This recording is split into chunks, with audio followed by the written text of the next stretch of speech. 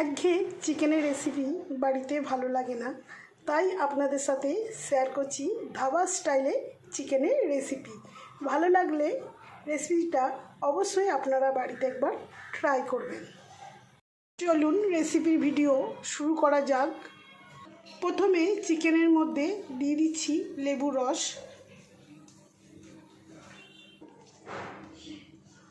Half চামচ রসুন বাটা, আর দিচ্ছি হাফ চামচ আদা বাটা, দিচ্ছি লবণ,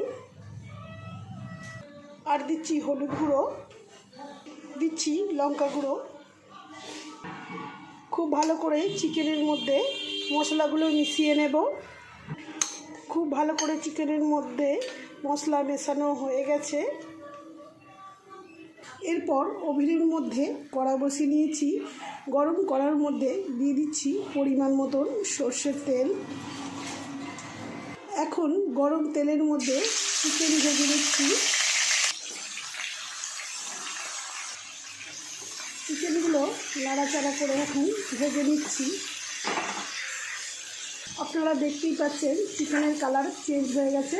তাহলে চিকেন ভাজা হয়ে গেছে। আমি এখন একটি পাত্রের মধ্যে তুলে দিচ্ছি।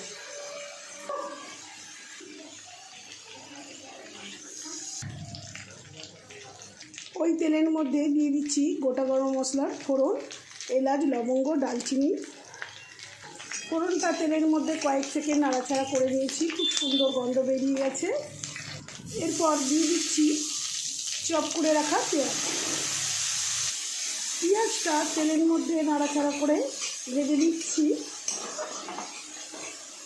পেঁয়াজটা এখন লাল লাল করে ভাজা হয়ে গেছে। এরপর দিয়ে দিচ্ছি 1 চামচ রসুন বাটা, 1 চামচ আদা বাটা, আর দিচ্ছি একটি বড় সাইজে টমেটোর বাটা, আর দিচ্ছি হাফ চামচ কাঁচা লঙ্কা বাটা।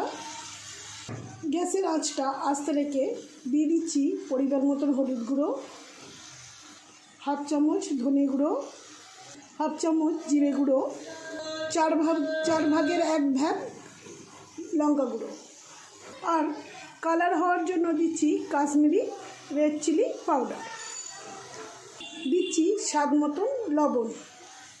সব কিছু মশলার উপকরণ কিছুক্ষণ কষে নিচ্ছি। এখন মশলা খুব ভালো করে কষানো হয়ে গেছে। এখন দিয়ে দিচ্ছি টক দই। সব কিছু উপকরণ খুব ভালো করে কষে নিতে হবে। যতক্ষণ না মশলা থেকে তেল ছাড়ে ততক্ষণ কষে নিতে হবে। এরপর বাটি ধোয়া জলটা দিয়ে দিচ্ছি। এরপর ফুটন্ত গ্রেভির মধ্যে দিয়ে দিচ্ছি ভেজে রাখা চিকেন। এখন ঢাকা দিয়ে 5 মিনিট ফুটিয়ে নেব। ঢাকা খুলে 5 মিনিট পর ফেরত এলাম। এখন ধাবা স্টাইলে চিকেন রেসিপি রেডি হয়ে গেছে। গরম ভাত, রুটি, নান সঙ্গে খুব ভালো লাগে। এই রেসিপিটা খেতে কিন্তু অসাধারণ লাগে। আপনারা অবশ্যই বাড়িতে ট্রাই করবেন। সব শেষে কাসুরি মেথি, ধনেপাতা ছড়িয়ে নামিয়ে নেব। রেসিপির ভিডিও যদি ভালো লাগে লাইক, শেয়ার, কমেন্ট করে দেবেন এবং আমার পাশে থাকা বেল আইকনটি প্রেস করে দেবেন নতুন নতুন রান্না দেখার জন্য। আপনারা ভালো থাকবেন, সুস্থ থাকবেন। ধন্যবাদ।